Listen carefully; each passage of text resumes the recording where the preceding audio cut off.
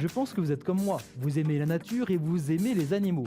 Par contre, ras-le-bol d'avoir des rats dans votre poubelle. Ras-le-bol d'avoir les durites de votre voiture complètement grignotées. Ras-le-bol d'avoir des chevreuils qui dévastent votre potager. Ras-le-bol aussi d'avoir des coulures jaunâtres sur votre mur. Ras-le-bol d'avoir des surprises malodorantes dans vos graviers.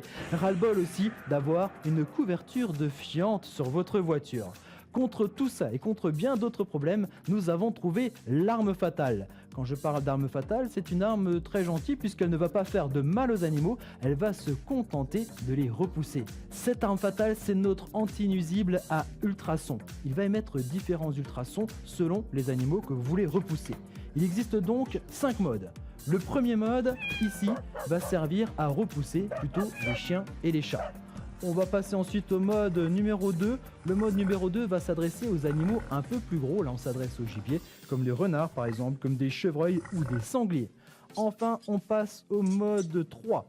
Le mode 3, par contre, là, on va réduire de taille les animaux, puisque ça va s'adresser aux mulots, aux rats, aux rongeurs, tous les petits rongeurs.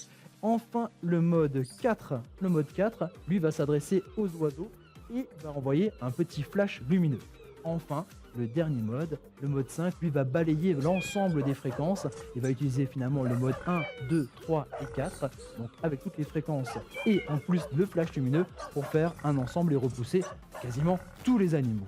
Voilà, je mets l'appareil en marche.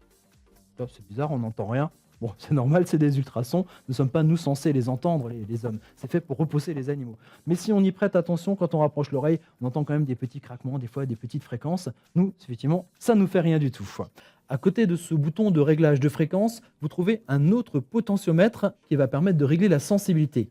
Oui, parce que cet appareil ne va pas fonctionner de manière continue. Il va finalement s'allumer uniquement lorsqu'un animal va passer devant le rayon de ce détecteur de mouvement. Et donc, avec ce potentiomètre, vous pouvez régler la sensibilité de ce détecteur.